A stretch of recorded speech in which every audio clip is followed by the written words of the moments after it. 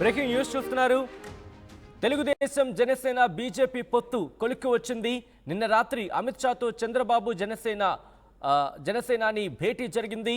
In fact Telugu Desam party, Janasena అలాగే BJP మూడు కూడా పొత్తుకు సంబంధించి భేటీ అయినట్టుగా తెలుస్తోంది. పొత్తుల అంశంపై సుదీర్ఘంగా చర్చలు జరిపారు నేతలు. 5 ఏళ్ల తర్వాత మళ్ళీ ఎన్డీఏలోకి తెలుగుదేశం వెళ్లబోతుందా అంటే దాదాపు అవుననే మాట వినిపిస్తోంది. బీజేపీ జనసేనలకు కలిపి 30 అసెంబ్లీ సీట్లు కేటాయించినట్టుగా తెలుస్తోంది. అయితే బీజేపీకి 6 ఎంపీ, జనసేనకు 2 ఎంపీ స్థానాలు కేటాయించినట్టుగా తెలుస్తోంది. సూత్రప్రాయంగా అంగీకరించినట్టుగా తెలుస్తోంది బీజేపీ. అయితే 2-3 రోజుల్లో అధికారికంగా ప్రకటించే అవకాశం కనిపిస్తోంది. కానీ ఇంట్రెస్టింగ్ డెవలప్మెంట్ కింద చెప్పుకోవాలి. ఎందుకంటే టీడీపీ ఇటు బీజేపీ జనసేన కలిపి అంటే కేవలం బీజేపీ జనసేనలకి 30 అసెంబ్లీ సీట్లు కేటాయించినట్టుగా తెలుస్తోంది. అసలు ఈ అంశానికి సంబంధించి డిస్కషన్స్ జరిగే అవకాశం ఉంది. ఇప్పటికే 24కు సంబంధించి 24 స్థానాలకు పరిమితమైన పరిస్థితి ఉంది. కాబట్టి ఈ నేపథ్యంలో ఎటువంటి కీలక పరిణామాలు చోటు చేసుకునే అవకాశం ఉంది తెలుసుకునే ప్రయత్నం చేద్దాం. మా ప్రతినిధి రాజేష్ అప్డేట్స్ అందించేందుకు లైవ్లో జాయిన్ అవుతున్నారు. రాజేష్, చాలా ఇంట్రెస్టింగ్ డెవలప్మెంట్ కింద చెప్పుకోవచ్చు. ఎందుకంటే ఇప్పటికే 94 సీట్లు అటు ప్రకటించింది టీడీపీ, 5 స్థానాలను జనసేన ప్రకటించింది. కానీ ఇంట్రెస్టింగ్గా 24 అంటే మొత్తం 30 చూసుకున్నా సరే 30లోనే మీ ఇద్దరు సర్దుకోండి అన్నట్టుగా చెప్పిన నేపథ్యంలో జనసేనకు సంబంధించి ఎటువంటి తర్జన భర్జన పడుతోంది సీట్ల విషయంలో?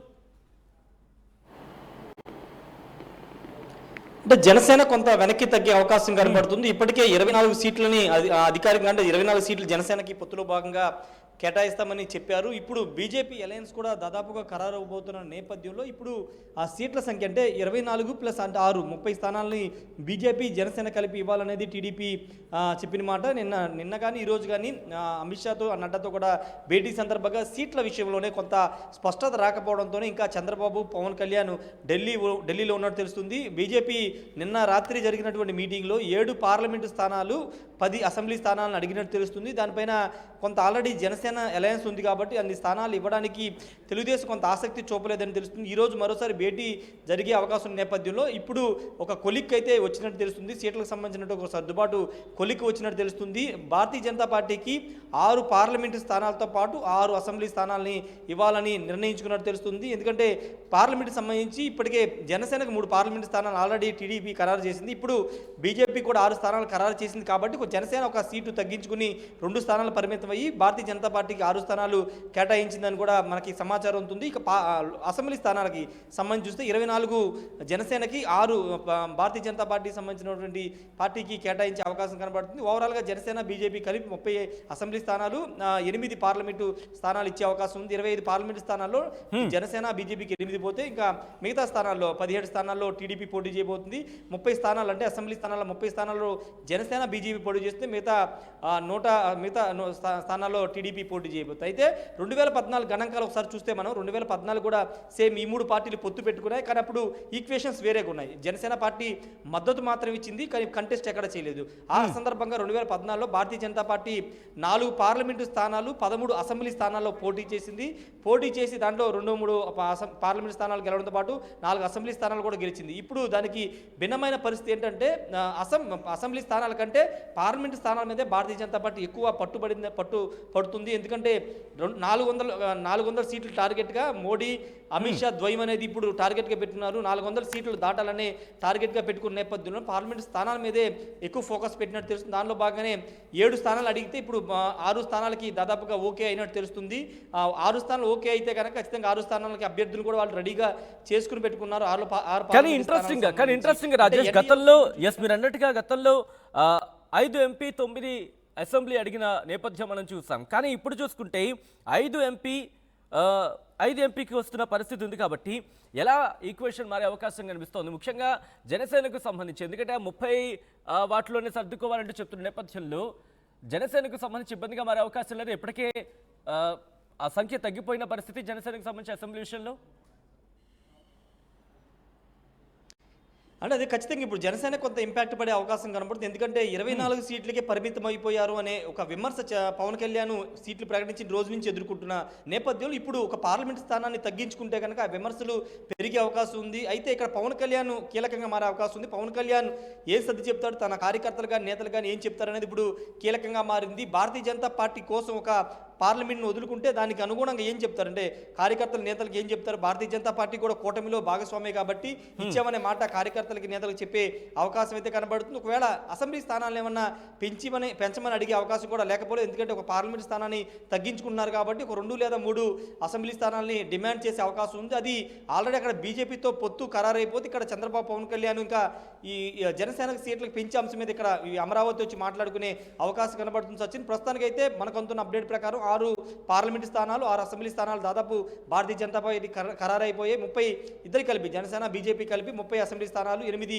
పార్లమెంట్ స్థానాలు ఇచ్చే అవకాశం కనబడుతుంది. ఒకవేళ ఈక్వేషన్స్ మారితే కనుక జనసేనకి అసెంబ్లీ స్థానాల సంఖ్య పెరిగే అవకాశం అయితే ఉంది. ఎందుకంటే అసెంబ్లీ కేవలం 24 స్థానాలు మాత్రమే ఉన్నాయి కాబట్టి పెంచే అవకాశం కనబడుతుంది. దానిపైన ఒక 2 రోజుల్లో స్పష్టత వస్తుంది. అయితే వాస్తవంగా ఈ రోజే పొత్తులపైన ఢిల్లీ నుంచే ప్రకటన ఉంటుందని భావించారు పవన్ కళ్యాణ్, చంద్రబాబు. 2వ రోజు కూడా అందుకే ఢిల్లీలో ఉన్నారు. పొత్తు ఖరారైపోతే అక్కడి నుంచే ప్రకటన చేద్దామని భావించారు. కానీ కొంత ఇంకా పూర్తి స్థాయిలో క్లారిటీ రావాల్సి ఉన్న నేపథ్యంలో పొత్తు అనౌన్స్మెంట్ అనేది కొంత ఆలస్యం అయ్యే అవకాశం కనబడుతుంది. ఇంకొక ముఖ్యమైన విషయం ఏంటంటే, ఇంతకుముందు మీరు చెప్పినట్టే 5 ఏళ్ల తర్వాత 2018లో సెప్టెంబర్లో ఎన్డీఏ నుంచి టీడీపీ బయటకు వచ్చేసింది. తర్వాత ఇప్పుడు 5 ఏళ్ల తర్వాత మరోసారి ఎన్డీఏలోకి అయితే టీడీపీ వెళ్ళబోతుందని చెప్పాలి. టీడీపీలో ఎన్డీఏలోకి వెళ్ళిన తర్వాత సీట్లకు సంబంధించి, పొత్తులకు సంబంధించినటువంటి అధికారిక ప్రకటన వచ్చే అవకాశం ఉంది సచిన్. కానీ ఇక్కడ చూసుకుంటే కనుక మీరు అన్నట్టుగా పార్లమెంట్ విషయంలో ఒక సీటు పెరిగిన నేపథ్యం మనకు కనిపిస్తుంది. కానీ అక్కడే క్లారిటీ తీసుకొని ఇక్కడికి వచ్చే అవకాశం ఉందా? లేకపోతే ఇక్కడికి వచ్చిన తర్వాత మళ్ళీ ఆ సంబంధిత నేతలతో మాట్లాడి చర్చలు జరిపిన తర్వాత మళ్ళీ అధిష్టానంతో మాట్లాడే అవకాశం కనిపిస్తుందా? ఏం జరిగే అవకాశం ఉంది ఇక్కడ? ఇటువంటి ఈక్వేషన్ని ఫాలో అవుతోంది టీడీపీ జనసేన పొత్తులో భాగంగా. అంటే ప్రకటన అక్కడే ఉంటుందనేది ఉదయం వరకు జరిగిన ప్రచారం. కానీ ఇప్పుడు ఈ అమరావతికి వచ్చి 3 పురంధేశ్వరి, పవన్ కళ్యాణ్, అదేవిధంగా చంద్రబాబు నాయుడు కలిసి పొత్తు ప్రకటన చేయడంతో పాటు 2వ లిస్టు, అంటే భారతీయ జనతా పార్టీతో కూడినటువంటి లిస్టుతో కూడి మొత్తం 2వ లిస్టును ప్రకటించే అవకాశం ఉందని తెలుస్తుంది. ఇంకొక ముఖ్యమైన విషయం ఏంటంటే 2 రోజుల నుంచి భారతీయ జనతా పార్టీ రాష్ట్ర అధ్యక్షురాలు పురంధేశ్వరితో పాటు సోమవీర్రాజు వీళ్ళంతా కూడా ఢిల్లీలోనే మకాం వేశారు. అక్కడే ఉండి ఇక్కడ పొత్తులకు సంబంధించిన అంశాలతో మాట్లాడడం పాటు ఎవరు ఏ సీట్లు అడగాలి, ఎక్కడెక్కడ అభ్యర్థులు ఉన్నారనే అంశాలకు సంబంధించి ఇక్కడ జాతీయ పార్టీ నేతలతో మాట్లాడుతున్న. పొత్తు ఖరారు అయిపోయిన తర్వాత ఎలాంటి స్టెప్స్ తీసుకోవాలి, అభ్యర్థుల ప్రకటన ఏ విధంగా ఉండాలి, ఎక్కడెక్కడ స్థానాలను తీసుకోవాలని దానికి సంబంధించినటువంటి ఒక చర్చ అయితే అక్కడ జాతీయ అధిష్టానంతో భారతీయ జనతా పార్టీ నేతలు కూడా చేస్తున్న నేపథ్యంలో పొత్తు ఖరారు అయిపోతే మాత్రం ఈ సీట్లకు సంబంధించి, అదేవిధంగా బీజేపీ ఎక్కడెక్కడ పోటీ చేయబోతుందనే అంశానికి సంబంధించి ఒక స్పష్టత వచ్చే అవకాశం అయితే ఉంది సచిన్. అయితే అసెంబ్లీ విషయంలో కూడా ఒకవేళ బీజేపీ బెట్టు కనుక దిగకపోతే జనసేన పరిస్థితి ఏంటి? అప్పుడు జనసేన టీడీపీ విషయంలో ఏం జరిగే అవకాశం ఉంది? అప్పుడు సీట్ల సర్దుబాటు విషయంలో చంద్రబాబు ఏమైనా కాస్త ఆలోచించే అవకాశం కనిపిస్తుంది ఇక్కడ? ఖచ్చితంగా లేదని చెప్పాలి. ఎందుకంటే టీడీపీ, జనసేన ఇద్దరు 2 పార్టీలు కూడా భారతీయ జనతా పార్టీ పొత్తులు కోరుకున్నాయి. అంటే ఇక్కడి నుంచి కాదు, అక్కడి నుంచి కాకుండా ఇక్కడి నుంచే వీళ్ళే ప్రపోజల్ పెట్టారు కాబట్టి పొత్తు అంశాన్ని ఖచ్చితంగా అంశానికి అయితే ఉండే అవకాశం లేదు. ఎందుకంటే భారతీయ జనతా పార్టీతో వెళ్ళాలని నిర్ణయించుకున్నప్పుడు 1-2 స్థానాలని తగ్గడానికి టీడీపీ తగ్గడానికి ఇబ్బందికరంగా లేని పరిస్థితి. ఎందుకంటే పొత్తు కోరుకున్నారు కాబట్టి ఖచ్చితంగా బీజేపీ అడిగే ఆ సీట్లకు సంబంధించి కానీ, లేకపోతే పార్లమెంట్ స్థానాలకు సంబంధించి కానీ ఇచ్చే అవకాశమే ఎక్కువ శాతం ఉంది. ఇక్కడ జనసేన అధినేత పవన్ కళ్యాణ్ కానీ, చంద్రబాబు కానీ ఒకటే చెప్తున్నారు, వైసీపీని ఓడించాలంటే అన్ని పార్టీలు కలిసి రావాల్సిన అవసరం ఉంది, కొన్ని త్యాగాలు చేయాల్సిన అవసరం ఉందని చెప్తున్నారు. ఇప్పుడు ఆ త్యాగాలు పార్టీలోనే జరిగే అవకాశం ఉంది. ఎందుకంటే చాలా స్ట్రాంగ్ అవుతుంది కాబట్టి.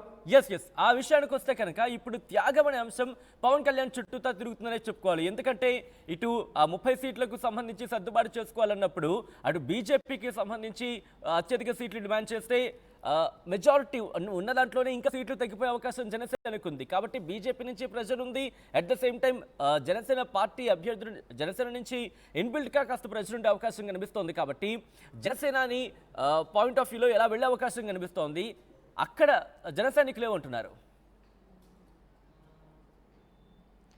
జన సైనికులు మాత్రం ఇంకా వెయిట్ చేస్తున్నారు. పొత్తు నిర్ణయం తర్వాత ఎలాంటి పరిణామాలు జరుగుతాయనే అంశాలపైన వెయిట్ చేస్తున్న పరిస్థితి. పొత్తు ఖరారు అయిపోతే దాన్ని బట్టి మాట్లాడదామనే ఆలోచనలో జనసేన పార్టీ నేతలు ఉన్నారు. దాదాపుగా 90% జనసేన పార్టీలో 90% మాత్రం పవన్ కళ్యాణ్ నిర్ణయమే శిరోధార్యం అని చెప్తున్నారు. ఆయన చెప్పినట్టుగా నడుచుకుంటామని చాలా మంది. ఒక 10% మాత్రం కొంత ఆయన నిర్ణయాన్ని వ్యతిరేకిస్తున్నారు. వాళ్ళు కూడా సీటు ఆశించి రాని భంగపడిన వాళ్ళు, 5 ఏళ్లుగా నియోజకవర్గంలో జనసేన పార్టీ కష్టపడిన వాళ్ళు కొంతమంది ఒక 10% మాత్రం పవన్ కళ్యాణ్ నిర్ణయాన్ని వ్యతిరేకిస్తున్నారు, తక్కువ సీట్లు తీసుకుంటున్నారు. ఇప్పుడు మరో మరోసారి ఒక పార్లమెంట్ కోల్పోతే కనుక ఇబ్బందికర పరిస్థితి ఏర్పడుతుంది అనే అంశాన్ని చాలా ఒక 10% మంది చెబుతున్నమాట. ఇప్పుడు పవన్ కళ్యాణ్ ఆ 10% మందిని కూడా మాట్లాడగలిగితే, వాళ్ళతో కూడా మాట్లాడి వాళ్ళకి సర్ది చెప్పగలిగితే కనుక ఖచ్చితంగా ఆయన సక్సెస్ అయినట్టు చెప్పాలి. పవన్ కళ్యాణ్ కూడా చాలా స్ట్రాంగ్గా ఆయన ఒకటే మాట చెప్తున్నారు, 24 సీట్లని చాలామంది ఎద్దేవా చేస్తున్నారు, దాని వెనుక నా వ్యూహం ఏంటనేది ఎన్నికల తర్వాత తెలుస్తున్నట్టు కార్యకర్తల సమావేశంలో పవన్ కళ్యాణ్ చెబుతున్న నేపథ్యంలో ఇప్పుడు అవసరమైతే ఒక పార్లమెంట్ స్థానాన్ని తగ్గించుకున్నారు కాబట్టి ఇంకొక 2, 3 లేదా అసెంబ్లీ స్థానాలను కోరే అవకాశం ఉంది. అది అమరావతికి వచ్చిన తర్వాత డిస్కస్ చేసే అవకాశం ఉంది. ఇక్కడ కేవలం ఢిల్లీలో భారతీయ జనతా పార్టీ పొత్తు సీట్లకు సంబంధించిన అంశం మాత్రమే చర్చ జరుగుతుంది కాబట్టి ఒక అడ్జస్ట్మెంట్ జరిగితే కనుక టీడీపీ జనసేన మధ్య అడ్జస్ట్మెంట్ జరుగుతుంది కాబట్టి వీళ్ళిద్దరూ కావాలంటే ఒక 2 స్థానాలు అటు ఇటుగా మార్చుకునే అవకాశం ఉంటుంది కాబట్టి వీళ్ళిద్దరూ అమరావతికి వచ్చి మాట్లాడుకునే అవకాశం ఉంటుంది. ఎందుకంటే సెకండ్ లిస్టు ఈ వారంలోనే వచ్చే వారంలో ఉంటుందని తెలుస్తుంది కాబట్టి పొత్తు ఖరారైపోతే జనసేనకు సంబంధించిన అడ్జస్ట్మెంట్స్ ఉంటే చేసుకుని తర్వాత 2వ లిస్టు ప్రకటించే అవకాశం సచిన్.